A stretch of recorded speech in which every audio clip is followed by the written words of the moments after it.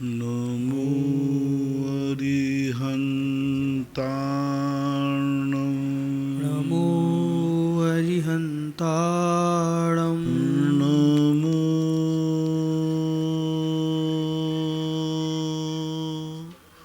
सिद्धार्णं नमो सिद्धार्णं नमो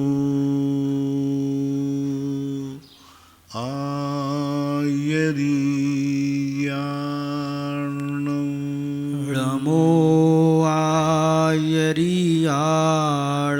नमो वज्रायाणं नमो वज्रायाणं नमो लोये सवशाहूर्णं नमो लोये सवसाहूणं। पंच परमेष्टि भगवान के जय हो। आचार्य श्री गुरुवर कुंद कुंद महाराज की जय हो। आचार्य श्री गुरुवर विद्यासागर महाराज की जय हो। परम पूज्य निर्यापक मुनि श्री 108 सुधा सागर जी महाराज की जय हो। जय परम पूज्य निष्कंप सागर जी महाराज की जय। सूरत से वैभव काला इनकी जिज्ञासा है, मेरे आराध्य गुरुवर के चरणों में त्रिवार नमोस्तु। महाराज जी, मेरी जिज्ञासा है कि 20 तीर्थंकर भगवान जी ने सम्मेत शिखर जी से निर्वाण प्राप्त किया, तो महाराज श्री वहाँ पर अलग अलग टोंकों से भगवान ने मोक्ष प्राप्त किया, तो उन टोंकों के नाम ललित कूट, धवल कूट इत्यादि ये क्यों रखे गए हैं? इनके पीछे क्या कारण है? कृपया समाधान। ये कूट के नाम तो अनादिकाल से चल रहे हैं।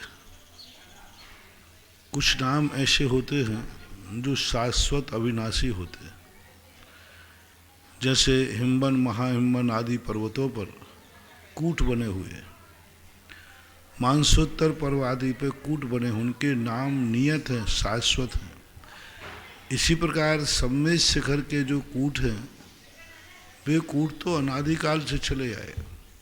उन कूटों के नाम, उन कूटों पर से वहाँ से जो मोक्ष पधारे हैं वो मोक्ष पधारे, इसलिए कूट नहीं था पहले, कूट पहले था, उस कूट से वो मोक्ष पधारे, ऐसा मानना चाहिए।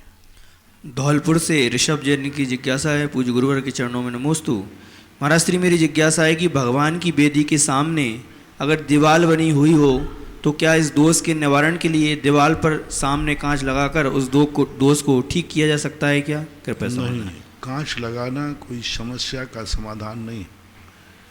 कांच लगाने से उल्टा रिएक्शन और होता है, इसलिए वो दीवार भगवान के सामने नहीं रहना चाहिए।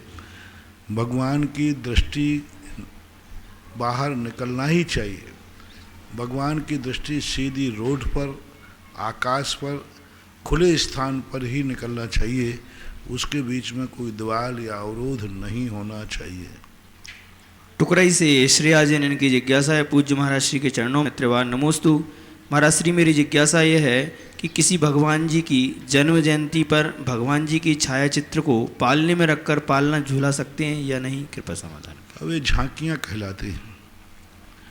जैसे पारसनाथ मोक्ष चले गए और आप कमठ की झांकी लगाते हैं तो ये झांकियाँ कहलाती हैं। इंद्र भी जब भगवान के जन्म कल्याणक मना के आता है तो वो पांचों कल्याणक आनंद नाम का एक नाटक खेलता है।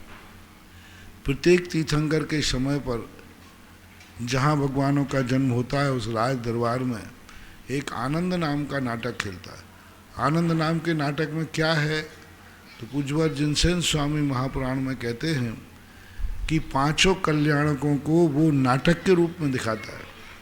अपनी विक्रियाओं के माध्यम से वह सबको दिखाता है कि ये पांचों कल्याणक कैसे होंगे, क्या होंगे। इसलिए झांकी आदि के रूप में पंच कल्याण की व्यवस्था करना कोई बाधा नहीं है, ये कर सकते हैं। वसुंधरा नगर दमोह से इंजीनियर राकेश जैन इनकी जिज्ञासा है, प्रातः स्मरणीय गुरुवर के चरणों में शत नमन। महाराज श्री, मेरी जिज्ञासा है कि शोर शूतक के दिनों में मंदिर जी में बाहर से दर्शन करते हैं एवं नित्य नियम से पूजन एवं मोक्ष शास्त्र का वाचन खड़े होकर करने में कोई दोष तो नहीं है? कृपया समाधान करें। यदि आपको कंठस्थ है तो सुआ सूतक के समय में पढ़ने में कोई बाधा नहीं। भक्तांबर है, सहस्त्र नाम है, मोक्ष शास्त्र है, यदि आपको कंठस्थ है तो आप पढ़ सकते हैं, लेकिन किताब खोल के नहीं पढ़ेंगे। नांदेड़ महाराष्ट्र से राजेंद्र कुमार जैन छावड़ा, इनकी जिज्ञासा है, पूज्य गुरुदेव के चरणों में त्रिवान नमोस्तु। महाराज श्री, मेरी जिज्ञासा है कि घोर या उग्र तप किसे कहा जा सकता है? हमारे सामने 3 उदाहरण हैं, श्री आदिनाथ भगवान जी, श्री बाहुबली भगवान और श्री भरत भगवान। इन्होंने क्रमशः 1000 वर्ष, 1 वर्ष और 1 अंतर मुहूर्त तक तप कर केवल ज्ञान को प्राप्त किया। आगम में परिप्रेक्ष्य में इनमें से किनका तप घोर या उग्र तप की कोटि में आएगा? उग्र तप की परिभाषा क्या है? कृपया समाधान करने की कृपा करें। घोर तप का अर्थ है घोर तवाणम नाम की एक रिद्धि है। घोर का अर्थ एक के बाद एक, बढ़ चढ़ करके एक, अभी जो किया उससे बढ़कर और आगे और आगे, घोर घोर गहन तम उनके तप बढ़ते जाते हैं। और उग्र तप में अर्थ होता है ऐसे उग्र तप जो हैं जो कि बहुत कष्टदायी है, बहुत उग्र हैं, उग्र यानी कठिन है। कठिन तपों को तपना उग्र तप कहलाता है। और एक के बाद एक और तप करते जाना, वृद्धि करते जाना, उसे घोर कहते हैं। जैसे घनघोर वर्षा हुई, घनघोर वर्षा ने एक व्यक्ति को एक दूसरे को कुछ दिख ही नहीं रहा था, घनघोर वर्षा। उग्र वर्षा हुई, ओले गिरे, बड़ी बड़ी बूंदें गिरी, मूसलाधार वर्षा हुई। अब ये मूसलधार कभी बादल फट जाता है तो ये कहलाएगी उग्र वर्षा। ओले बरसना उग्र वर्षा, बड़ी बड़ी बूंदें गिरना उग्र वर्षा। और घोर वर्षा ऐसी वर्षा कि धुआंधार वर्षा, घने व्रत करना, एक के बाद एक, इतने व्रत की समझ नहीं पा रहे कि ये कितने व्रत कर रहे हैं। अभी एक उपवास खत्म नहीं हुआ, दूसरे उपवास, तीसरे उपवास, चौथे उपवास, रस परित्याग, एक के बाद एक बढ़ चढ़ करके जो करते रहते हैं वो कहलाते हैं घोर तप। और उग्र तप का अर्थ होता है कठिन से कठिन तप करना, ये कहलाता है उग्र तप। जस्सू जी का खेड़ा से प्रवीण जैन गोदा, इनकी जिज्ञासा है, पूज्य गुरुदेव के चरणों में त्रिवान नमोस्तु। गुरुदेव, मेरी जिज्ञासा है कि जब मन में कोई प्रबल भावना हो, चाहे धार्मिक या सामाजिक या पारिवारिक हो, तो वो कारणवश पूरी नहीं हो सके, जिससे मन बड़ा विचलित, दुखी व शांत होता है, तो क्या हम करें जिससे मन को शांति मिल सके? कृपया समाधान। आगम में एक बात कही है, पुरुषार्थ करने से चूकना नहीं और पुरुषार्थ करने के बाद पछताना नहीं। पुरुषार्थ करने से मत चूको, अपनी ताकत लगाओ। पुरुषार्थ नहीं होने पर पश्चाताप मत करो, नहीं हुआ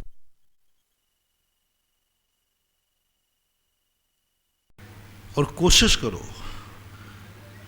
एक चींटी अपने वजन से कई गुना दाना लेकर के दीवार पे चढ़ती है, गिरती है, फिर चढ़ती है, गिरती है, वो थकती नहीं है। ऐसे ही हमारे लिए कभी फेल हो जाते, फिर पुरुषार्थ करेंगे। हम क्यों ये मानते हैं कि हम हर चीज़ में पास ही होंगे? ये भी मान के चलो कभी फेल भी हो सकते हैं। ये मान के क्यों चलते हैं कि हम रास्ता तय कर रहे हैं तो सफल ही होंगे? रास्ते में रुकावट भी आती है। हम ये मान के क्यों चलते हैं कि हम रास्ते में सफल ही होंगे? मेरा तो सिद्धांत है, ये सिद्धांत मुझे आप लोगों की गाड़ी से लिखा।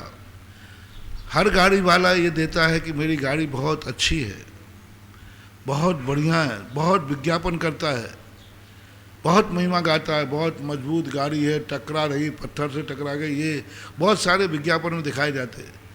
लेकिन उसके बाद एक स्टेपनी दे देता है। स्टेपनी क्या बता रहा है?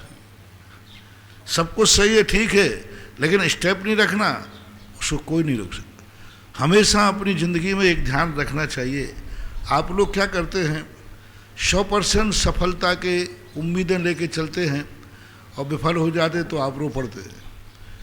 आप हर कार्य में ये तैयारी करके रखें कि मैं यात्रा पे जा रहा हूँ, विघ्न आएगा, पंचर गाड़ी होगी, लुटेरे आएंगे, एक्सीडेंट हो सकता है।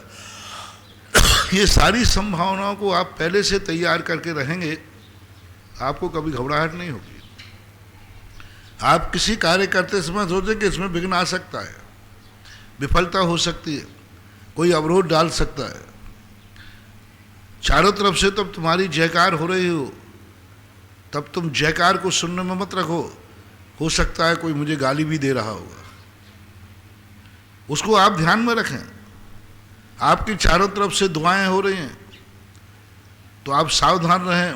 आप सोचे इस समय कोई बद्दुआ भी दे रहा है, उसकी क्या तैयारी है। सब तुम्हारे लिए दुआएं दे रहे, अच्छा कह रहे, गिफ्ट दे रहे, आपको बधाई दे रहे। तुरंत आप दिमाग में लाएं कोई इस समय मुझे बुरी दृष्टि भी दे रहा है, क्या तैयारी है तुम्हारी। यात्रा कर रहे हैं, तुम्हारी यात्रा सफल होगी, सब जा रहे हो, रास्ते में पंचर हो सकती है गाड़ी, क्या तैयारी है। हमेशा अपनी ज़िंदगी में 1% हर कार्य में फेल होने की संभावना अपनी ज़िंदगी में बना के रखना चाहिए और उसकी तैयारी करना चाहिए। यदि आपको जब ये तैयारी होगी तो आप तैयारी करेंगे। गाड़ी कितनी नई हो, स्टेपनी दे दी उसने कि एक पहिया तो तुम बदल सकते हो। ऐसे ही अपने भी ज़िंदगी में हर कार्य करते समय एक स्टेपनी रखना चाहिए, क्योंकि विघ्न आने का सारे कर्मों में किसी भी कर्म का नाम रहस्य नहीं रखा। अंतराय कर्म का नाम रहस्य है। ज्ञानावर्णी, दर्शनावर्णी, मोहिनी और अंतराय जो है ना, अंतराय का दूसरा नाम है रहस्य। रहस्य का अर्थ है इसका कोई ठिकाना नहीं। अपन समझ रहे हैं कि हमारा तो बहुत अच्छा दिन चल रहा है, बढ़िया, सब मेरे लिए अच्छे हैं। नहीं, उसी में कोई दुश्मन छुपा है। हम तो समझ रहे हैं कि हमारे रास्तों में फूल बिछे हैं, नहीं, उसमें कांटे हैं। तुम्हारे रास्ते में फूल बिछे हैं, देखने में फूल आ रहे हैं, लेकिन तुम्हें कदम रखने के पहले सोचना है इन्हीं फूलों के बीच में कोई कांटा भी हो सकता है। तुम्हारी क्या तैयारी है, तुमने क्या तैयारी की। यदि कांटा लग गया तो अरे लगेगा क्या, तो सब में फूल बिछे हैं। नहीं, कांटा लग सकता है, एक सुई साथ में रख लो। अब कांटे की तैयारी क्या है। सब लोग सुई बना चले थे, भाई फूल ही फूल बिछे यहाँ से वहाँ तक। एक व्यक्ति ने कहा सुई रख लो, कांटों में, फूलों के बीच में कोई भी कांटा लग सकता है। वो सुई रखे था, निकाली, कांटा निकाल गया, यात्रा आगे बढ़ गई। तो हमेशा आप जो भी इच्छाएं सामाजिक, पारिवारिक, धार्मिक करते हैं, ये मान के चलना इसमें विघ्न आएगा। उस समय तुम्हारी क्या तैयारी है। यदि यह तैयारी करके तुम चलोगे तो तुम्हारे संक्लेश परिणाम नहीं होंगे, इतना जरूर है। मांगरोल 12 से एडवोकेट अजित जैन की जिज्ञासा है। पूज्य महाराज श्री के चरणों में शत नमन। महाराज जी, मेरी जिज्ञासा है कि कोई जीव किसी जीव की मुस्कुराहट छीन लेता है तो क्या ये भारी पाप नहीं होगा। ये कौन से पाप में मानेंगे, कृपया समाधान करें। कोई किसी जीव की मुस्कुराहट छीन लेता है तो ये कौन से पाप में है। मुस्कुराहट, हंसी, कौन से पाप में आएगी। मुस्कुराहट को पाप क्यों कहें भाई। किसी जीव की अगर किसी के कारण से मुस्कुराहट छूट जाती है, कोई निमित्त बनता है किसी की मुस्कुराहट छूटने में, तो उसको कौन सा पाप लगेगा जिसने छुड़ाई है। मुस्कुराहट क्या पाप, किसी के माध्यम से किसी खुशी छूट गई, खुशी से, किसी के माध्यम से यदि खुशी हो गई तो उसे तो क्या, ठीक है, अच्छी बात है। अब इसको तो मैं पाप के रूप में नहीं मानता हूँ, सामान्य है। हाँ, किसी को नीचा दिखाने के लिए हंस रहे हो, किसी को अपमान कर रहे हो, किसी के दुख पे हंस रहे हो, वो तो गिर गया और तुम हंस रहे हो।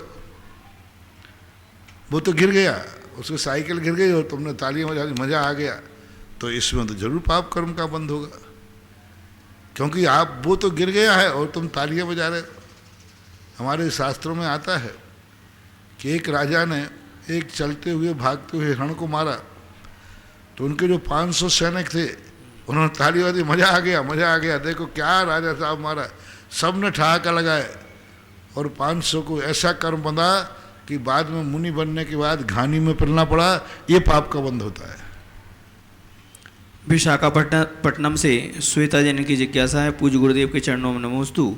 महाराज श्री, यदि अच्छे कार्य करने से देवगति का बंध होता है तो देवगति में तो पुण्य बंध नहीं होता, तो फिर अच्छे कार्य कैसे करें? कृपया समाधान करें। देवगति में बुरे कार्य भी तो नहीं होते, बुरे कर्म भी नहीं करते। उनके यहाँ कोई जुआ नहीं खेलता, कोई शराब नहीं पीता, कोई मांसाहारी नहीं करता, कोई शिकार नहीं करता, कोई वेश्यन नहीं होते। उनके यहाँ कोई पाप भी तो नहीं होते। तो इसलिए उनके लिए पुण्यबंध के बहुत सारे कारण होते हैं, ऐसी बात नहीं है। देवता भी बहुत अच्छे देवता होते हैं, 24 घंटे तत्व की चर्चा करते रहते हैं। 16वें स्वर के ऊपर के देव तो सागरों सागरों पर्यंत धर्म की चर्चा से थकते ही नहीं हैं। उनको कोई टाइम का पता नहीं चलता, उनको घड़ी नहीं है, हो नहीं। धर्म क्रिया वो सही कहलाती है। तुम्हें धर्म की क्रिया को हासिल करना है, समय का पता न चले, समय का पता नहीं। माला वो है जिसमें समय का पता नहीं चले मेरू कब आ गया। सामायिक वो है जो पता नहीं चले कब बैठे थे कब उठ गए, जब देखें अरे समय हो गया। हमारी 48 मिनट के पहले यदि हमें बार बार घड़ी दिख रही है, इसका अर्थ है सामायिक में तुम्हारा मन नहीं लग सकता। अपने आप अरे भाई सामायिक का समय हो चुका, 2 बज गया, 1 बज गया। इसी प्रकार से स्वाध्याय करने का सही मजा कौन है? घड़ी भूल जाओ, पता ही नहीं चला कितने बज गए, कितने बज गया पता ही नहीं है। और तुम घड़ी देख रहे हो बार बार, तो वो बोरियत कहलाती है। वे देवता 24 घंटे सागरों पर्यंत तत्व की चर्चा करते, कभी ऊबते नहीं, कभी थकते नहीं, उन्हें घड़ी का भान होता नहीं। जब देखते हैं तब कहते अरे भाई पता ही नहीं चला, 2 घंटे 1 घंटे कहाँ निकल गए। ऐसा होना चाहिए, ऐसी रुचि होना चाहिए। महाराज श्री कहते हैं स्वाध्याय के लिए एक नियत समय रखना चाहिए। तो महाराज श्री कभी हमने 2 घंटे स्वाध्याय कर लिया, कभी 1 घंटे कर लिया, कभी आध घंटे कर लिया, तो ये स्वाध्याय की असाधना नहीं मानेंगे? नियत काल है शुरू करने का। नियत काल का अर्थ होता है इतने घंटे तो करेंगे, अधिक करने की मनाही नहीं है। नियत काल का अर्थ है 1 घंटे तो स्वाध्याय होगा ही होगा, इससे अधिक कर लिया तो अच्छा है। 1 माला तो फेरूंगा ही, दूसरी माला फिर ली तो 48 मिनट तो सामायिक करूंगा, 1 घंटे हो गई तो अधिक करने के लिए नहीं है। पूज्यवर वीरसेन स्वामी महाराज ने कहा नियत काल का अर्थ है इतना तो करना ही है, लेकिन वो उतना तुमने किया है अच्छे से उत्साह से, तो तुम्हारे लिए वो टाइम ओवर हो गया।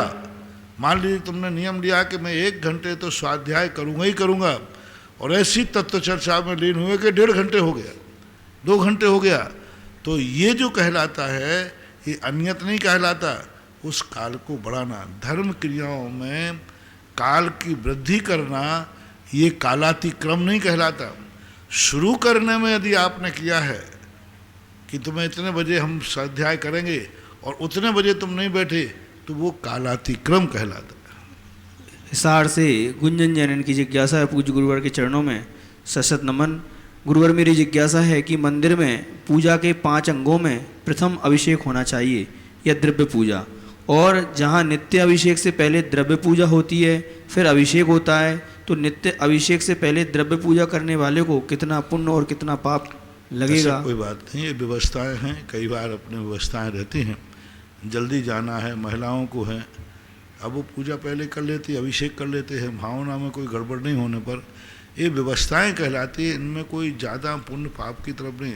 हाँ ठीक है, उत्कर्ष मार्ग यही है कि अभिषेक के बाद पूजन होना चाहिए, लेकिन अब हर व्यक्ति के हर समय टाइम की व्यवस्थाएं हैं, समय की अनुकूलताएं हैं, नहीं करने की अपेक्षा वो श्रेष्ठ है, इस पर ज़्यादा नुक्ताचीनी नहीं करना चाहिए। नांदेड़ से राजेंद्र कुमार छाबड़ा, इनकी जिज्ञासा है पूज्य गुरुदेव के चरणों में नमोस्तु। महाराज श्री मेरी जिज्ञासा है कि भगवान भरत जी ने दीक्षा लेते ही एक अंतर मुहूर्त में ही केवल ज्ञान प्राप्त कर लिया था, परंतु ऐसा किसी भी तीर्थंकर के साथ हुआ हो, ऐसा मेरे पढ़ने सुनने में नहीं आया। क्या इसके पीछे कोई विशेष कारण है? कृपया समाधान। नहीं, कोई विशेष कारण, कोई विशेष कारण। भरत चक्रवर्ती हो गए, तीर्थंकरों को हजारों साल लगे, अरे भरत चक्रवर्ती तो ठीक है, अंजन चोर को एक अंतर मुहूर्त में केवल ज्ञान हो गया। तो ये तो एक कहना चाहिए काकताली न्याय तुक्का है। उन्होंने एकदम इतने विशुद्धि परिणाम किए क्योंकि वो पाप तो पूरे कर चुका था, और पाप में इतना ज़्यादा पश्चाताप में गया और इतनी विशुद्धि बढ़ गई कि एक अंतर मुहूर्त में केवल ज्ञान हो गया। ये कोई बड़ी बात नहीं है। मन वचन काया की चंचलता नहीं रोक पाए। आदिनाथ को 1000 साल लगे, भरत चक्रवर्ती को अंतर्मुहूर्त लगा, बाहुबली को 1 साल लगा।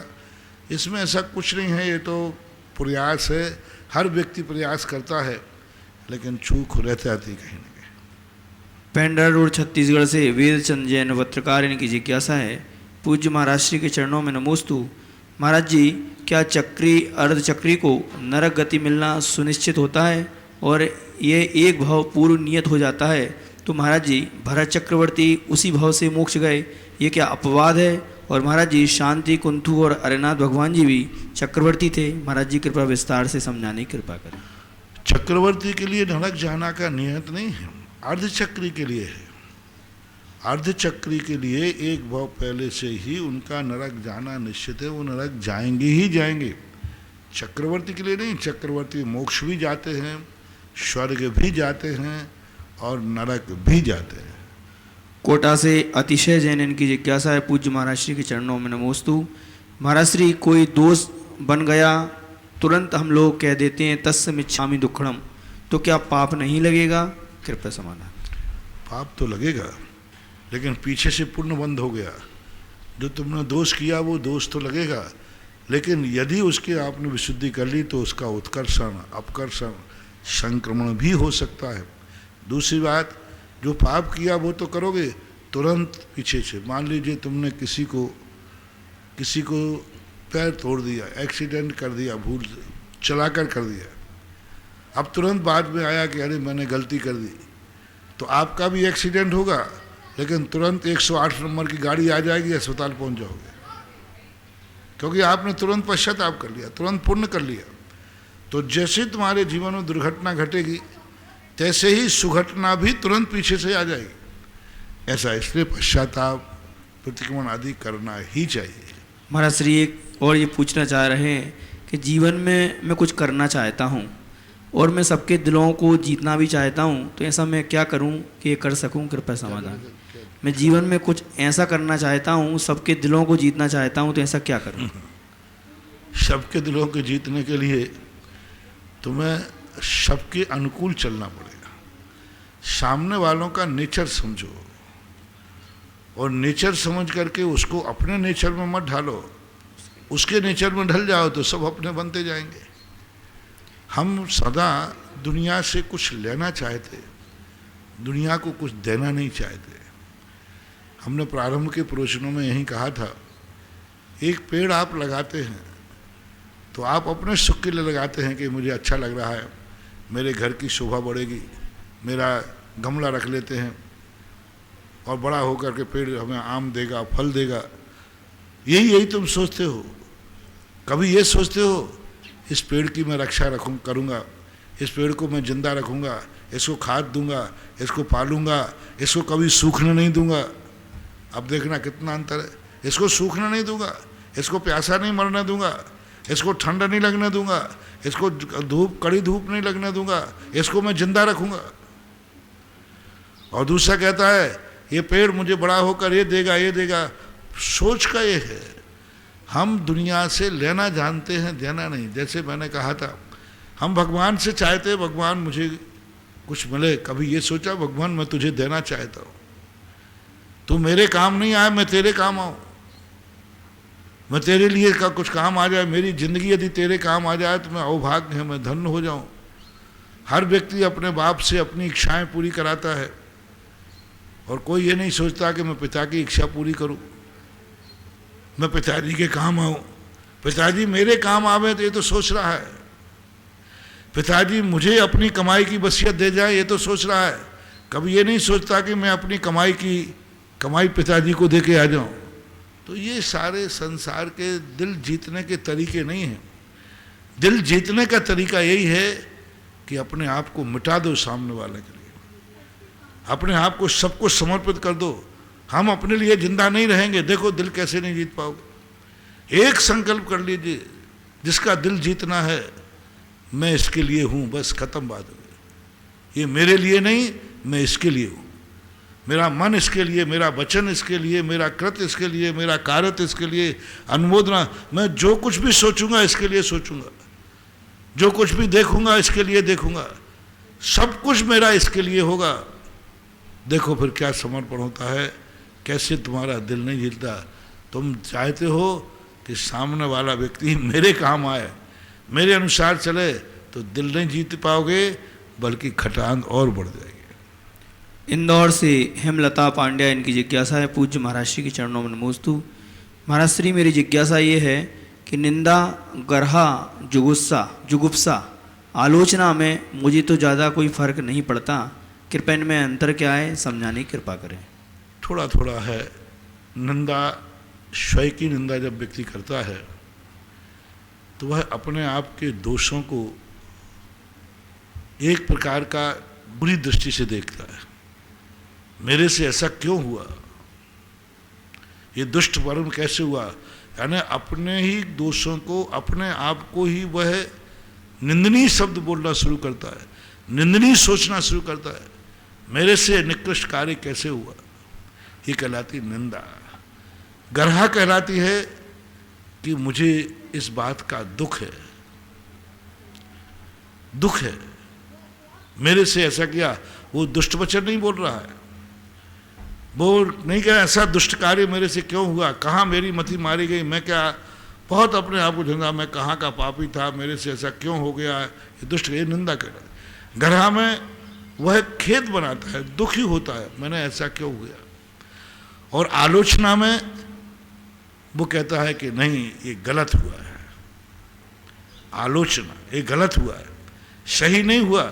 गाली नहीं दे रहा है, कहाँ से दुष्ट कर्म हो गया ऐसा नहीं बोल रहा है, नहीं, आलोचना कहता है ये दुष्ट हुआ। और जुगुप्सा का अर्थ है मैं ऐसे परिणामों को धिक्कारता हूँ, ऐसे परिणामों को मैं धिक्कारता हूँ। इस प्रकार के चारों में थोड़ा थोड़ा अंतर है। यदि सूक्ष्मता से देखा जाए तो अंतर है, बाकी सामान्यता ये सब एक रूप में बनते हैं। कोटा से नविता जैन की जिज्ञासा है, पूज्य महाराज श्री के चरणों में नमोस्तु। महाराज श्री, मेरी जिज्ञासा है कि कदली घात मरण क्या होता है, जबकि आयु कर्म तो निश्चित है, कृपया समाधान करें। कदली शब्द बोलते हैं केले को। केले को जैसे घात कर देता है कोई व्यक्ति, क्योंकि केले में के तने में कोई कठिन नहीं होता, कठिन नहीं होता, एक तलवार के अंदर वो कट जाता है, क्योंकि पत्ते ही पत्ते तो होते, छिलके ही छिलके तो होते। तो कदली का अर्थ है अकाल में मार देना, घात कर देना, अपने आप मरण को प्राप्त होना। किसी शस्त्रास्त्र के द्वारा जब व्यक्ति अकाल में मरण को प्राप्त होता है उसे कदली घात कहते हैं।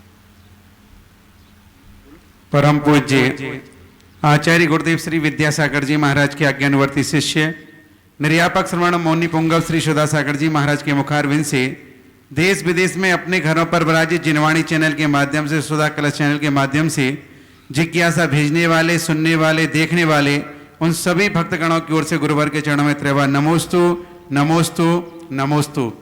इस क्षेत्र पर बनने वाले सहस्कूट जिनालय हेतु और सारे भक्तों ने अपने नाम भेजे हैं। श्रीमती कांता देवी, इंदिरा देवी, कमलेश कुमार, सरोज, विनय, भावना, मयंक, राहुल, माही, गोदा परिवार धामनिया से।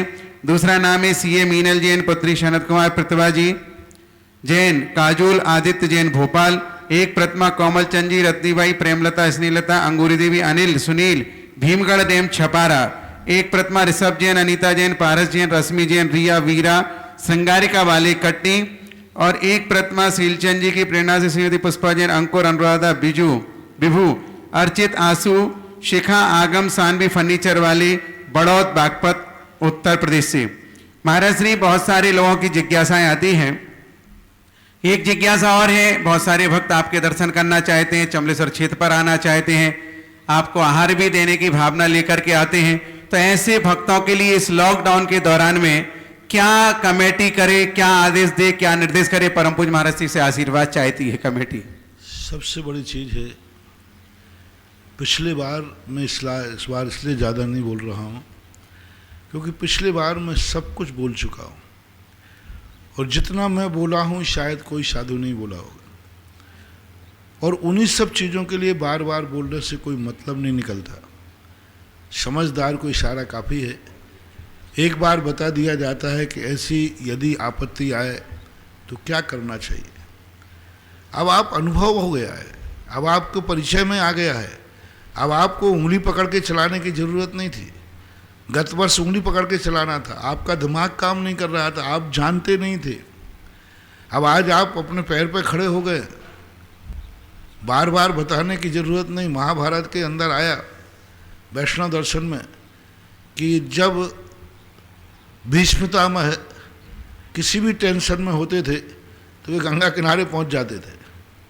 हस्तिनापुर के बाद से गंगा गई ना, तो वहाँ पहुंच जाते थे बार बार गंगा में माता, क्योंकि उनके वैष्णव दर्शन में गंगा के लिए मानते हैं, तो वहाँ पर बार बार। अंत में जब एक बार वो वृद्ध अवस्था में गंगा के पास पहुँचे, किम कर्तव्य मूढ़ थे वो, दुर्योधन के जब हट के कारण, तो माँ ने क्या फटकारा, मैंने तुझे जन्म दे करके इतने बुद्धू को जन्म दिया है, इतना बुद्धू है, तेरे सफ़ेद बाल हो गए, तेरा सब अनुभव हो गया, इसके बाद मुझे माँ की गोद में चला आता है। कोई छोटा बालक है क्या? मुझे इतना बड़ा होकर के भी तू अभी माँ के पास चला आता बार बार। अब तू अपने पैर पर कब सोचेगा, स्वयं निर्णय लेना कब सोचेगा?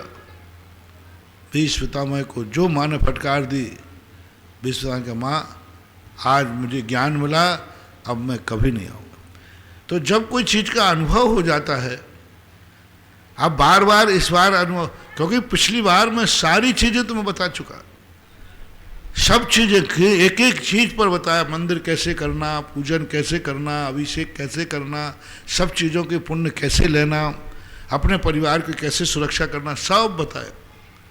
पूजन पाठ बताए तुम्हारों के लिए, यदि त्यौहार आ जाए तो क्या करना चाहिए, कैसे करना, वो सब पिछली बार का यदि आप भूल गए हों तो सब यूट्यूब पे पड़ा हुआ है, सब पढ़ा है। आप यूट्यूब से निकाल लीजिए, सुधा कलश यूट्यूब पर सब चीज़ें पड़ी हैं, सब निकाल के हर त्यौहार के दिन क्या करना चाहिए, पूजाएं पड़ी हैं, PDF फाइल जो भी आपकी बनती है वो सब भेजे गए, मंत्र भेजे गए।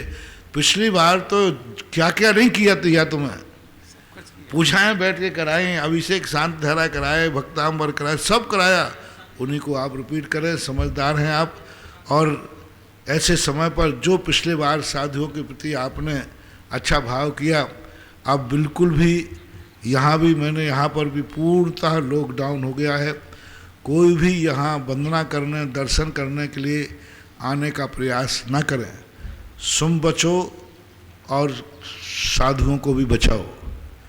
यहाँ नहीं आने वाला दो पुण्य कमा रहा है, स्वयं घात से बच रहा है और परघात से भी बच रहा है। इसलिए यहाँ आने के लिए आप लोग अपनी सारी यात्राएं स्थगित करें। आप लोगों के लिए जो भी आपके बड़ी थोड़ा बहुत साधन आपके सरकार खोल के रखा है, लेकिन उसके लिए एक ही प्रयास करें। और यहाँ के यदि कोई दर्शन करने आता भी है, मान लो आ जाए चलते फिरते कहीं, तो बाहर से दर्शन होंगे, अंदर से दर्शन में एक सीमा बांधी गई है, उस सीमा के अंदर ही है। और सारी व्यवस्थाएं जो आपको मिलती थी, आवास की, भोजन की, ये सारी व्यवस्थाएं लॉकडाउन में बंद कर दी गई, क्योंकि सबसे ज़्यादा तो वहीं से फैलता है, उन्हीं स्थानों से फैलता है। जो सामूहिक भोज होते हैं, सामूहिक जो आपके शादी वाह आदि कार्य होते, भोज आदि, वहाँ से सबसे ज़्यादा फैलता है। इसलिए सरकार के द्वारा भी निर्देश है, कमेटी के निर्देश हैं, मेरे भी निर्देश है कि सब लोग अपनी अपनी मर्यादा में रहें। चौलेश्वर के अंदर पूर्णतः लॉकडाउन है। शांति धारा भी आप आकर नहीं कर पाएंगे, आप ऑनलाइन कराइए। आपकी शांति धारा बराबर मैं कर रहा हूँ, और आगम में इसलिए तो दिया है कि जब ऐसी महापरिस्थितियों में हमें कृत करने धर्म ना मिले तो कार्यत कराओ, दोनों का बराबर पुण्य है। कोई बात, अब जैसे मैंने कहा था, कृत करने को ना मिल रहा हो फिर कार्यत कराओ तो ठीक नहीं है, लेकिन जब कृत करने मिल ही नहीं रहा, हम कोई कार्य को कृत कर ही नहीं सकते स्वयं, तो बराबर उतना ही पुण्य।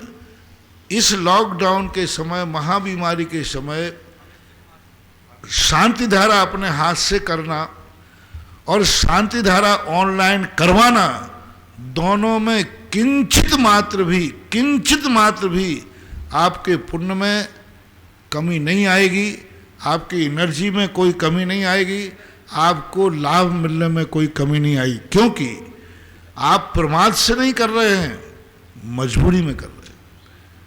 आप प्रमाद से कार्य नहीं कर रहे हैं, मजबूरी है, आगम की आज्ञा है, सरकार की आज्ञा है, जीवन की आज्ञा है, सब तरफ की आज्ञा है। तो अब करने वालों को उतना पुण्य नहीं है जितना कि करवाने वालों को पुण्य है। जय हो। हाँ, अब जो आकर के करते हैं वे कितना बड़ा गलती कर जाएंगे, आके करेंगे। और कोरोना ऐसी बीमारी जिसका पता नहीं चलता। आप मूर्ति को छू गए, आपने शांति धारा का झाड़ी छू ली, आपने कलश छू लिया, मंदिर में आपने किवाड़ छू लिए, मंदिर में आपने चटाई बर्तन छू लिए, टेबल स्टील आदि की रखी वो छू लिया। अब उसके बाद आपको दूसरे लोगों ने छू लिया तो आप करके पुण्य नहीं कमाया, आप वहाँ मंदिर को अपवित्र करके चले गए। इसलिए अब इस समय जो मंदिरों में तीर्थ क्षेत्रों में रह रहे हैं उनके द्वारा आपकी शांति धारा हो जाएगी और आप ऑनलाइन कार्य से ही शांति धारा कराएं। यहाँ आकर के शांति धारा आपको करने को नहीं मिलेगी, क्योंकि ये व्यवस्थाएं बनाई जा रही हैं। और जो भी कार्यक्रम महोत्सव आ रहे हैं, महावीर जयंती वगैरह आ रही है, उस समय पिछले महावीर जयंती में जो आप लोगों ने किया वो अपने घरों में करिए, घरों में खुशी मनाइए, सामूहिक नहीं मन करके अपने घर के छत पर जुलूस निकालिए, अपने घर में भगवान महावीर की झांकी लगाइए, अपने घर में महावीर स्वामी की पूजा कीजिए। और उसको हमने दिवस नाम दिया था अहिंसा दिवस। महावीर स्वामी का मुख्य जो रूप था अहिंसा का संकनाद किया था, तो वह कार्य आप लोग कर सकते हैं। पूजन पाठ भी आप लोग जैसे करते थे वैसा आप करें। बहुत इस समय बहुत बड़ा संकट गत वर्ष से ज़्यादा स्पीड से आया है। पिछले बार 1 लाख भी पूरे नहीं हुए थे, अंदर थे पर डे के। इस बार तो 2-3 लाख तक संख्या पहुंच गई है। पर डे के हो गए लाखों, पर डे के 3 लाख। पर कल के परसों किसी ने बताया 2,73,000 बताए थे, अब 3 लाख हो गए। तो अब जो दशा बढ़ रही, और अब अच्छे लोगों को, जवान लोगों को भी पकड़ रहा है, बच्चों को भी पकड़ रहा है। पिछले बार का बच्चों को कम पकड़ा, महिलाओं को कम हुआ, लेकिन इस बार तो वो सबको चपेट में ले रहा है। बूढ़ा बारा एक समान है, सब सुरक्षित रहो। स्वयं की सुरक्षा स्वयं के हाथ में है, जितना आप सुरक्षित रहेंगे उतना ही अच्छा है। और बिल्कुल अपने घर में बैठ कर के बहुत कार्य से, जहाँ जहाँ जिन मंदिरों में, जिन क्षेत्रों पे आपको साधु संत वगैरह हैं, वहीं से बैठ कर के प्रतिदिन आप अपने दर्शन कीजिए, भाव से कीजिए। जो तुमने अपने महाराजों के दर्शन आंख खोल के किए हैं, अब आंख बंद करके कीजिए। जय हो। आंख खोल करके जो मुद्रा आपको पसंद आई हो, महाराजों का हार देखा हो, महाराजों का प्रवचन देखा हो, सामायिक देखी हो, जो भी मुद्रा आपकी महाराज की पसंद हो, उस मुद्रा को अपनी आंखों में बसा लो। आंखों बसा लेते ना भाई, उस मुद्रा को आंखों में बसा लो कि मेरे गुरु को हमने इस मुद्रा में देखी, ये मुद्रा मेरे गुरु की बहुत अच्छी लगती है। बस उसी मुद्रा को आंखों में बसा लो, आंख बंद करो और अच्छी तरह गुरु का दर्शन करो। तीर्थों की, भगवानों की भी ऐसी प्रकार की मुद्राएं अपने घर में बसा लो। और यदि आपको नई स्मृति में आती है तो आपके पास कोई फ़ोटो हो, आजकल सब फोटो आपके मोबाइलों में मिल जाती है, नेट पे मिल जाती है, कहीं ना कहीं मिल ही जाएगी, उसको देखकर स्मृति करो।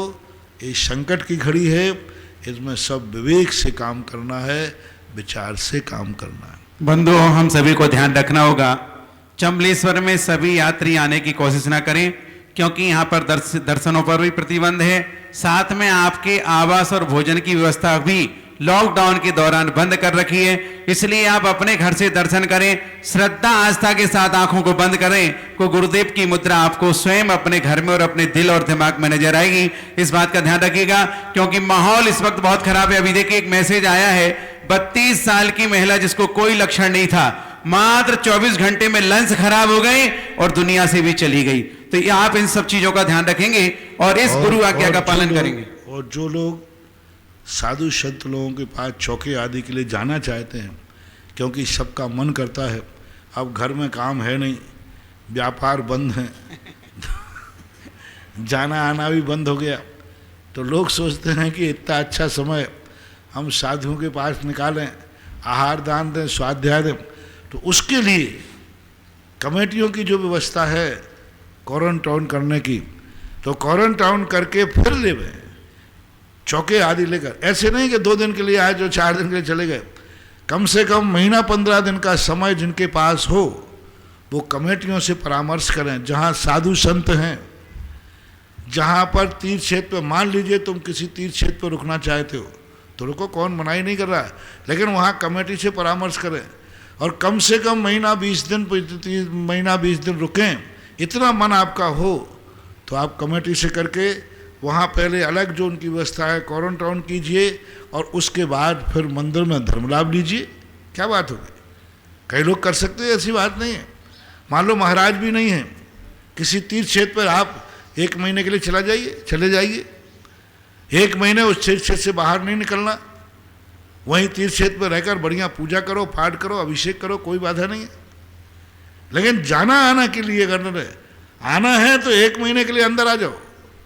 जो कमेटी क्वारंटाइन का समय निश्चित करेगी उसके अनुसार आप उनके अनुसार चल के फिर 1 महीना, 2 महीना, 3 महीना, जो भी जब जैसी परिस्थिति बने वैसे कीजिए। देखो पिछले बार लोगों ने बिजोलिया के अंदर 500 दिन का घर त्याग करके रहे। ये बैठे यहाँ पर खाला जी बैठे हैं, और भी लोग 3-4 लोगों ने पूरे 500-600 दिन पूरा घर त्याग करके और वहीं रहे, कोई बाधा नहीं है। तो जिनको अंदर आना है वे कमेटी से परामर्श करें और कम से कम महीना 20 दिन का समय निकालें और कमेटी के अनुसार चलें, तो उनकी व्यवस्था है। फिर तो तुम्हें दिन भर महाराज के दर्शन करो, दिन भर भगवान के दर्शन करो, दिन भर पूजा पाठ करो, इससे अच्छा समय और कब मिलेगा। हाँ, तो कई लोगों से मेरा कहना है जहाँ साधु संत हों वहाँ चले जाओ, भीड़ नहीं करना, वहाँ बहुत लोग हो जाएंगे तो फिर कमेटियाँ संभाल नहीं पाएंगी। तीर्थ क्षेत्रों पे चले जाओ आप, तीर्थ क्षेत्र आजकल बंद हो गए, पूरे तीर्थ क्षेत्र बंद कर दिए। अब उनसे कमेटी से कहिए भाई मैं 1 महीने 2 महीने तक सीधा क्षेत्र पे ही रुकूंगा, मैं अपनी खुद की भोजन व्यवस्था अपने लेके जाओ, अपना स्वयं बनाओ खाओ, अपने करो, क्षेत्र के ऊपर कोई विशेष प्रकार नहीं। तो आप तीर्थ क्षेत्रों पर रहिए, घरों में बोर हो रहे हैं, घर आपका छोटा सा है। हम कई लोग तो इतने डिप्रेशन में हुए पिछले साल, क्योंकि अब एक छोटा सा फ्लैट है, अब उसी में दिन भर में 10 लोग हैं परिवार के। छुट्टे समय पे तो लोग घर में सर्विस में जाते थे, कहीं जाते थे, अब वहीं कितने बजे 1 बेडरूम है, 1 बैठक है और रसोई है, अब क्या करें वहाँ, पागल हो गए कई लोग। तो ऐसे लोगों से मेरा कहना है कि अपनी व्यवस्था से तीर्थ क्षेत्रों पर चले जाओ और तीर्थ क्षेत्रों से कमेटी की व्यवस्था करो और उनसे कहो भाई मुझे आप कमरा दीजिए, कमरे का किराया ले लीजिए, अपना भोजन पानी बनाइए, जो व्यवस्था हो ऐसा करके। जहाँ पर क्षेत्रों पर साधु संत नहीं है वहाँ क्षेत्रों पर भार बन के ना रहें, सौभाग्य बन के रहें। उनकी व्यवस्थाएं जो हों उसके अनुसार अपने को सेट कीजिए। और सहसकूट की प्रतिमा 1,71,000 भविष्य कुमार, अंशु गोदा, सौरभ, रीनू, लावांशी गोदा, लक्ष्मी नगर, चित्रकूट कॉलोनी, सांगानेर। एक प्रतिमा श्रीमती आशा चंद्र कुमार जैन दमोई। महाराज श्री कल एक PS परिवार शिखर चंद जी ने कल एक जिनालय की घोषणा की, सहसकूट की नंदीसर जिनालय की, और जब अब आपका आशीर्वाद मिला तो काफी आभार व्यक्त करें कि गुरुदेव की कृपा हमें मिल गई, ये हमारा जीवन सार्थक हो गया। अब कल मैंने पदम जी को दिया था, पदम जी को जोड़ने वाला इस शिखर चंद ही है जी। सबसे पहले जब मैं बेगमगंज गया तो बेगमगंज की स्थिति थोड़ी बड़ी नाजुक थी, वहाँ अभी भी राजयोग राज परंपरा चलती थी। तो उस समय समाज की व्यवस्था बना करके पहली बार अध्यक्ष किसी को बनाया था तो शिखर चंद जी को बनाया था। और शिखर चंद जी सबसे पहले थे, शिखर चंद जी ने पद्म को जोड़ा। देखो, छोटे भाई ने बड़े भाई को जोड़ा। तो उस शिखर चंद जी के लिए पूरा परिवार, दोनों बेटे हैं, सौरभ है, एक डॉक्टर है, सबके लिए आशीर्वाद। और उनके लिए जिन्होंने चौले सुर में जनाना बनाने का भाव किया, बहुत अच्छा परिवार है, बहुत समर्पित परिवार है। और शिखर चंद जी का समर्पण तो इतना है कि यदि उनसे कह दिया जाए कि अभी उठ करके खड़े हो जाओ रोड पर, तो वे रोड पे ही खड़े रहे जब तक हमने क्या को बैठे ही नहीं। ऐसा समर्पण उनका है। प्रथम जिज्ञासा के लिए आवाज दे रहा हूं अमोलक जी गोदा मांडलगढ़। इसके बाद तैयार रहेंगे नेहा जैन अशोकनगर। मेरे आराध्य गुरुवर के चरणों में बारंबार नमोस्तु नमोस्तु नमोस्तु। गुरुदेव, यह जिज्ञासा प्रदीप गोदा बिजोलिया की ओर से हैं, वे आपके चरणों में बारंबार नमोस्तु ज्ञापित करते हैं। भोग भूमि जी या कर्म भूमि जी अपने अच्छे कर्म की वजह से तीर्थंकर प्रकृति का बंध होता है, फिर यहाँ से च्युत होकर स्वर्गों में देव बनते हैं। क्या करने से होता है? भोग भूमि जी या कर्म भूमि जी अपने अच्छे कर्म की वजह से तीर्थंकर प्रति का बंध करते हैं, यहाँ से च्युत होकर स्वर्ग में देव बनते हैं। निर्धारित आयु इसको हटा के करें, आपकी आवाज साफ नहीं आ रही थोड़े।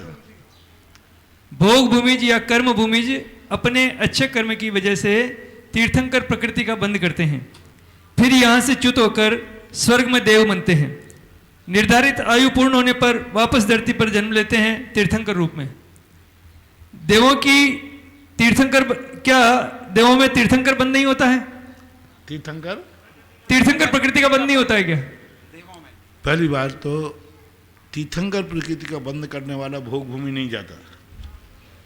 जिसको तीर्थंकर प्रकृति का बंध होता है, यदि उसी भाव में तीर्थंकर प्रकृति का उदय नहीं आया तो माँ दो ही गति, देव या नरक, भोग भूमि नहीं जाता।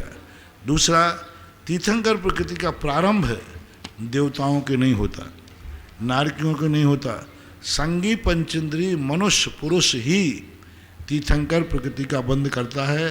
स्त्रियों को तीर्थंकर प्रकृति का बंध नहीं होता, पुरुष को ही तीर्थंकर प्रकृति का बंध होता है। और वो बंद करके शुरुआत यहीं होगी। लेकिन तीर्थंकर प्रकृति एक ऐसी प्रकृति है जो एक बार बंद शुरू होने के बाद निरंतर जब तक इसके उदय की स्थिति नहीं बनेगी, छपक श्रेणी में अष्टम गुण स्थान तक नहीं जाएगा, तब तक वह निरंतर बनती रहती है। तो जो मनुष्य यहाँ से तीर्थंकर प्रकृति को बंद करके गए शुरू करके, फिर देवताओं में पूरे जीवन काल 33 सागर तक बनती रहेगी। नारकों में तीसरी पृथ्वी तक जाते हैं, जितनी उम्र है उनकी, वहाँ तक 7 सागर तक बनती रहेगी।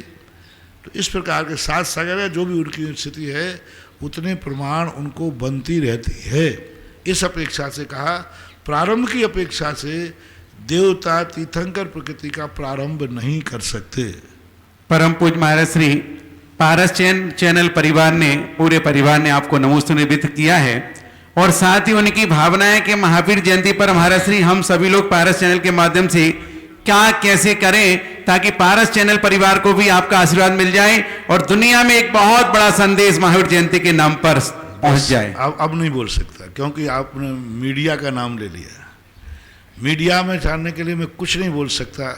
प्रश्न यदि आप करते कि महावीर जयंती के ऊपर कोई संक्षेप बताइए तो मैं कर दूंगा, क्योंकि आपने मीडिया के लिए बोल दिया।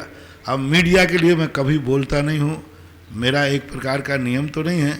लेकिन मैं, कोई कहे महाराज जी मुझे पेपर के लिए कुछ दीजिए, कुछ चैनल के लिए कुछ दीजिए, वो मैं देता नहीं हूँ।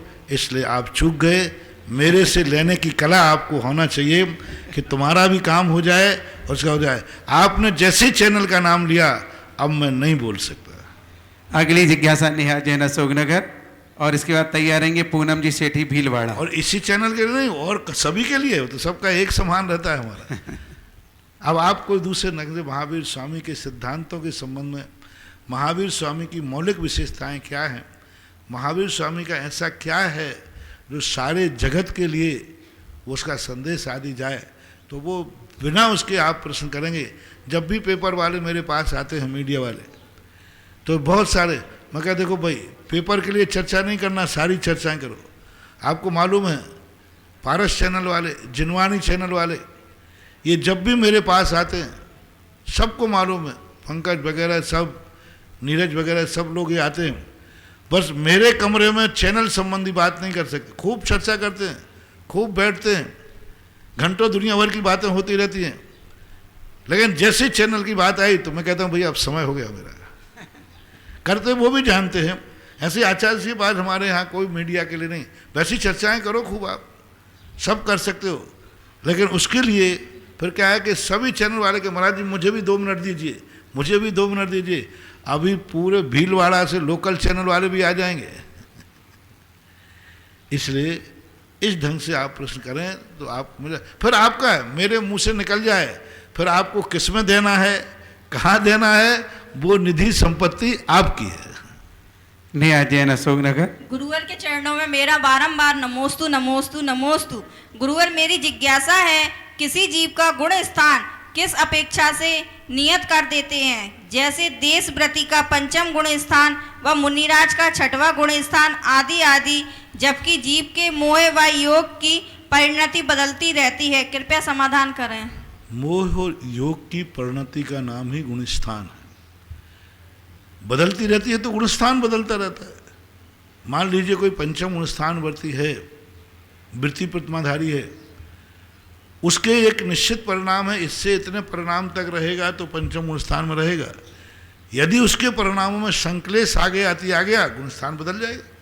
मुनि महाराज हैं, उनका एक निश्चित है कि इतने परिणामों से इतने परिणामों तक रहेगा, तो वह संजुलन कसाय के साथ में मुनि अवस्था कायम रहेगा। यदि अति संक्लेश परिणाम हो जाएंगे तो मुनिराज का गुण स्थान बदल जाता है। गुण स्थान हमारे परिणामों की एक थर्मामीटर है। जैसे आपका कहते हैं कि भाई इतने नंबर आने पर 1 क्लास मानी जाएगी, इतने पे 1 क्लास मानी जाएगी, ऐसे इतने परिणाम होने पर एक गुण स्थान है, इतने परिणामों पर एक गुण स्थान है, उससे कम परिणाम आएंगे गुण स्थान बदल जाएगा। ऐसा एक और सहसकुट जिनालय में प्रतिमा मणि कुमार जैन खजांची जी की नसिया जयपुर।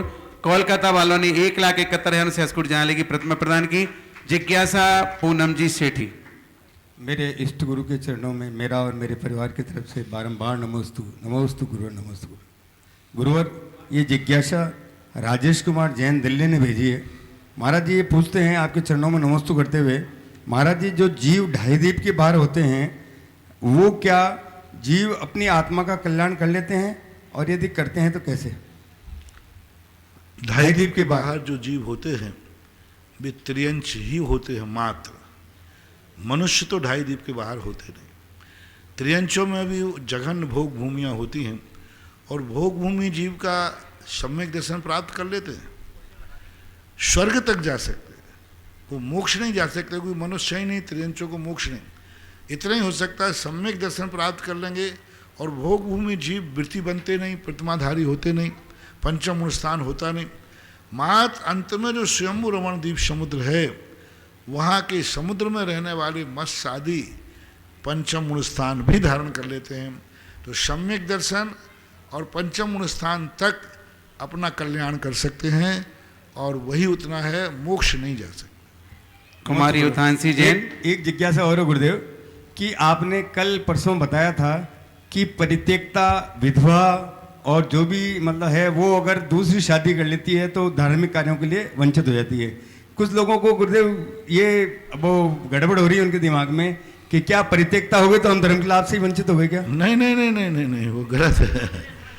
नहीं, विधवा यदि हो गई तो वो तो बहुत सब कार्य करे, परित्यक्ता हो गई तो भी सब कार्य करे, उसमें कोई बाधा नहीं। वो तो दूसरा विवाह कर लेते हैं तब। हाँ नहीं, तो बड़े गड़बड़ हो जाए भाई। हाँ, कोई विधवा हो जाए तो क्या वो हार नहीं दे सकती? क्या वो विधान में पूजा में नहीं बैठ सकती? बैठ सकती है, कोई बात। कुछ पदों को लेकर, जैसे अब स्वधर्म बनना है तो बन ही नहीं पाएंगे, जोड़ी नहीं। जहाँ जोड़ी का सवाल है वो नहीं करे, बाकी सब कार्य करेंगे, नहीं, उसके लिए कोई बाधा नहीं है।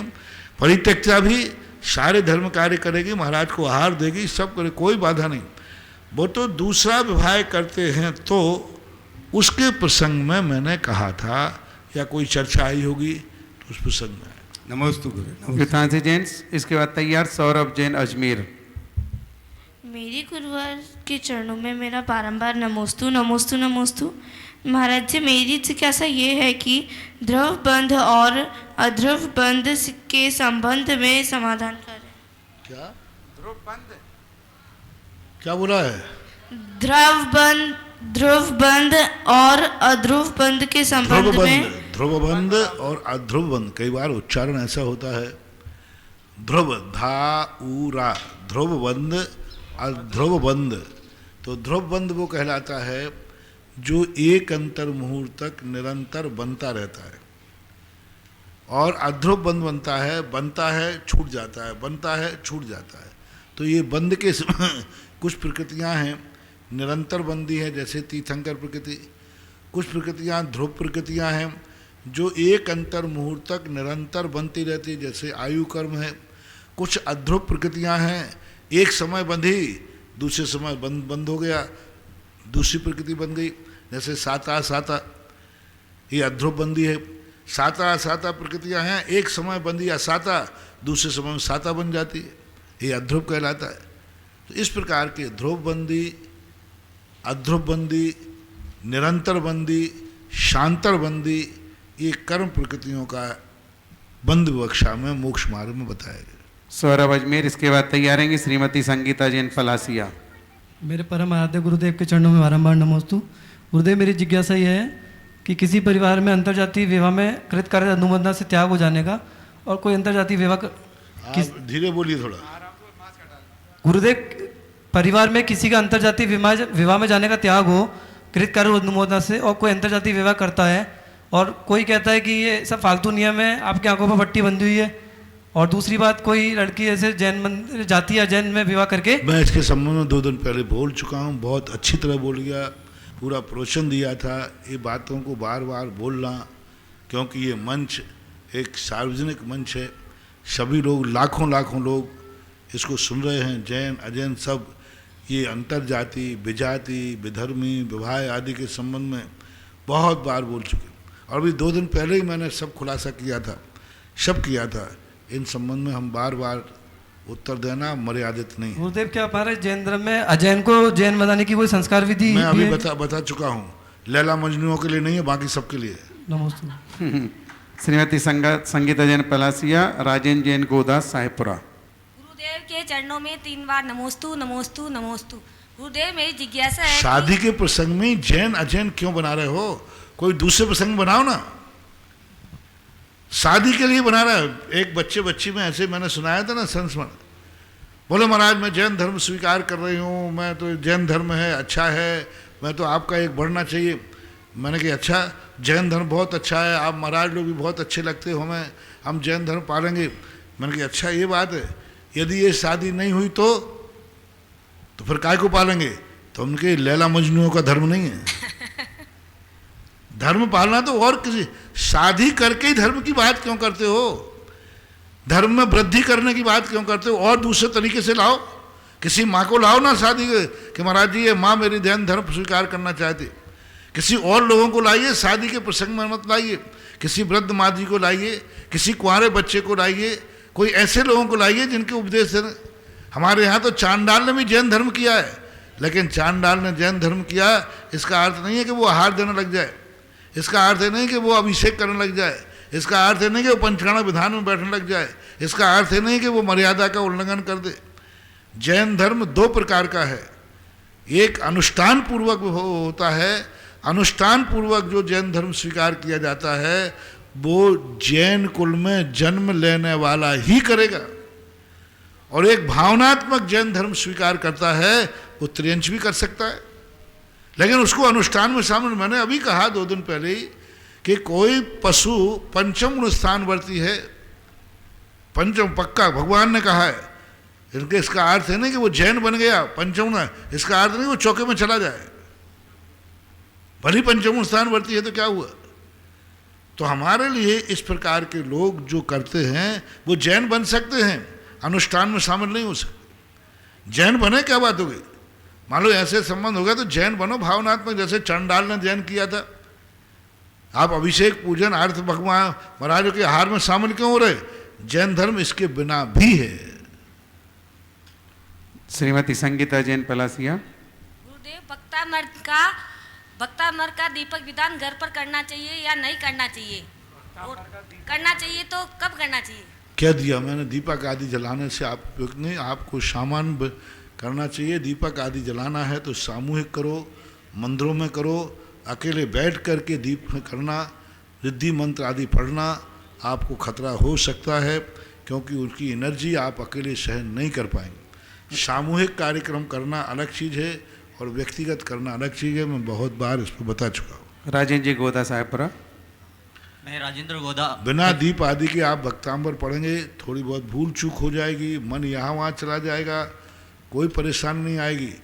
दीप लगाकर, अगरबत्ती लगाकर इसका अनुष्ठान करके करना, चूक हो गई तो कोई भी रिएक्शन हो सकता है, कोई भी रिएक्शन हो सकता है, क्योंकि आप संकल्प करके बैठे, दीप करके, मंगल कलश की स्थापना करके बैठे, आप दीप जला के बैठे, अब आपका संकल्प हो गया, शकलीकरण हो गया। जैसे विधान में होता ना कि आप संकल्प करके बैठे कि मैं 8 दिन विधान में बैठ रहा हूँ, आपने दीप जला दिया।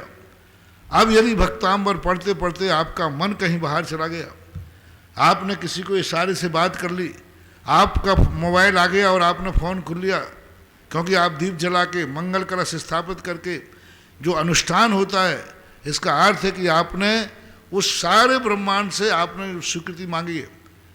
अब यदि दीप जला के भक्तांबर पढ़ रहे हो और उस समय आपका मोबाइल आ गया और मोबाइल का नंबर आपने देख भी लिया, आप बंद भी किया आपने, तो आपको रिएक्शन हो सकता है। भक्तांबर दीप जला के देखा और आपके यहाँ कोई रिश्तेदार आ गया और आपने गेट की तरफ देख भी लिया और पढ़ भी रहे हैं, आप कंठस्थ आपको है, आपको रिएक्शन हो सकता है, बुद्धि भ्रष्ट हो सकती है, क्योंकि आप दीप जला के बैठे। उस समय कोई परिवार का बच्चा आ गया, आपकी गोदी में बैठ गया, आप उसको सुलाने लगे, कुछ करने लगे, रिएक्शन हो सकता है। आपका मन चंचल हो गया, उसमें नहीं लगा, रिएक्शन हो सकता है, क्योंकि आपने दीप जला करके अनुष्ठान किया है। और उस समय यदि कोई व्यंतर आदि निकलते हैं, अनुष्ठान को देख करके उसी समय तुमसे कोई गलती हो रही है, कोई अटैक कर सकता है। इसलिए आप लोग भक्तांबर पढ़ें, और आप बिना दीप जलाए कर रहे हैं, भक्तांबर सामान पाठ कर रहे हैं, और फिर बार बार भक्तांबर प्रणत मोल मणि प्रभाणाम, चलेगा, कोई रिएक्शन नहीं है। लेकिन दीप जला करके आपने किया तो बहुत सावधानी रखना चाहिए, क्योंकि वो कोई द्रव्य का स्थापना आपने कर दी, संकल्प कर लिया। इसलिए दीप आदि जलाकर मंगल कलश स्थापित करके किसी अनुष्ठान को करना सावधानी की जरूरत है। राजेंद्र जी गोदा। हे गुरुवर, मेरी तरफ से, मेरे परिवार की तरफ से, समस्त दिगंबर जैन समाज खजूरी की तरफ से आपको नमोस्तु नमोस्तु प्रणाम नमन। हे गुरुवर, मेरी जिज्ञासा का समाधान श्रीमान पूनम चंद जी सेठी द्वारा प्रस्तुत की गई जिज्ञासा से हो गया है, इसलिए मैं समय व्यतीत नहीं करना चाहता हूँ। नमोस्तु गुरुवर, नमोस्तु। और देखो, अनुष्ठान पूर्वक जैसे अब 48 दीपक भी लोग जलाते हैं, एक भक्तांबर के श्लोक पढ़ेंगे, उसके बाद भी जो भजन पढ़ना चालू कर देते हैं, संगीत में भजन चालू कर देते हैं, गलत है, बहुत गलत। नाचना गाना भक्ति करना, हाँ आपको नाचना है, भक्तांबर करो, सांस्कृतिक कार्यक्रम अलग चीज़ है। और भक्तांबर पाठ, यदि आप 48 दीपक जला के पढ़ रहे हैं, एक एक रिद्धि मंत्र को जला रहे हैं, उसके बीच में कोई भी व्यक्ति, कोई भी ना तो हिंदी अनुवाद पढ़ेगा, ना ही कोई भजन पढ़ेंगे, ना ही कोई नाच गान होगा, वो एक शुद्ध विशुद्ध अनुष्ठान है। सीधा भक्तांबर पढ़ करके ओम ह्रीम अवध ज्ञान रिद्धि आदि जो पढ़ते हैं, बस वो करना चाहिए। बीच में कोई भजन नहीं, कोई दूसरी चीज़ नहीं आना चाहिए, नाच गान नहीं आना चाहिए, तब वो माना जाएगा कि वो पाठ किया है। बाकी सांस्कृतिक कार्यक्रम के रूप में आप भक्तांबर पढ़ते हैं तो पढ़ें, कोई आपत्ति नहीं, संस्कृत पढ़ें, एक श्लोक पढ़ के खूब भजन गाओ। अब एक तो श्लोक पढ़ गए और लगे बीच में भजन गाने, फिर आ जाएंगे आचार्य महाराज का नाम आ जाएगा, विद्यासागर से लागी लगन, सुधा सागर से लागी लगन, अरे वहाँ बोल रहे हैं भक्तांबर प्रणत मौन मणि प्रभाणा, और यहाँ तुम कह रहे हो कि भजन गाने लगे दूसरे, तो ये सब गलत हो रहा है। इसलिए मैं जब 48 दीपक पढ़ता हूं तो मैं कोई सांस्कृतिक कार्यक्रम नहीं, आप शुद्ध पढ़िए, उनका फल होता है। ऐसा इस प्रकार से जिज्ञासा समाधान संपन्न हुआ। हम लोग जिनवाणी स्तुति करेंगे, उसके